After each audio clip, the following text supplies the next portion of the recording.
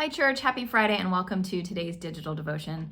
You know, this is a stressful time for all of us in this nation, but particularly those of us right now living in Southern California, given the protests that are happening in Los Angeles and the national spotlight that's been on that.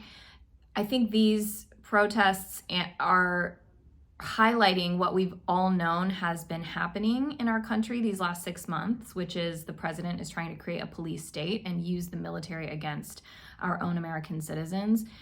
It's a scary time, the fact that people are being kidnapped and disappeared and not given due process, and that's been going on for months already. But I'm also really inspired and heartened by the fact that people are standing up and speaking out and fighting back against this, because this is so wrong.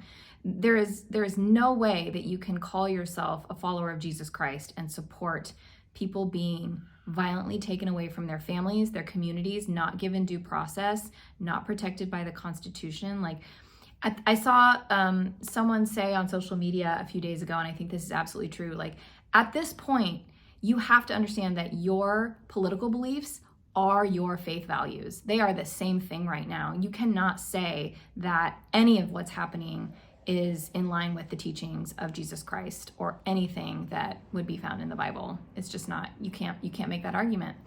So I'm inspired by this. We are standing in solidarity with those who are able to protest and speak out safely right now. And we are inviting you all to join us tomorrow for the No Kings protests that they're happening all over the country, including one right here in Claremont. Yeah, so just like we organized in the past, we invite you to join us for a sign making party anytime between 1 p.m. to 1:45 p.m. At 1:45, we'll walk together up to Indian Hill and Foothill so we can arrive to the protest as a contingent.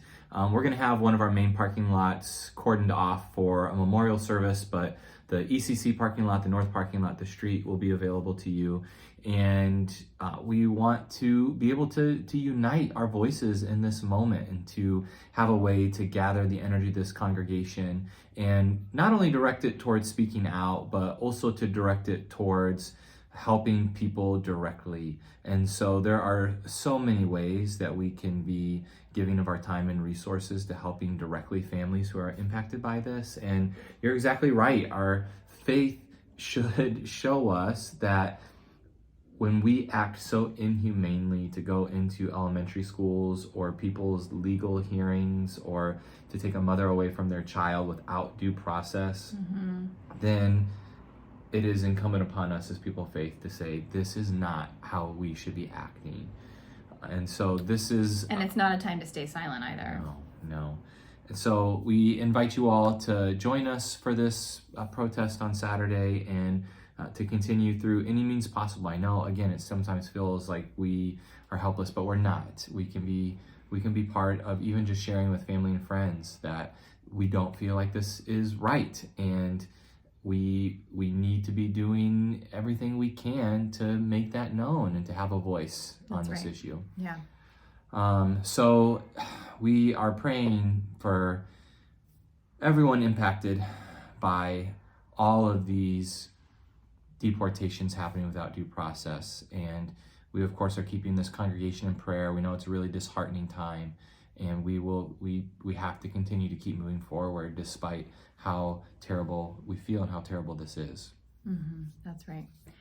So we hope to see you tomorrow and certainly on Sunday morning. See you then. Bye-bye.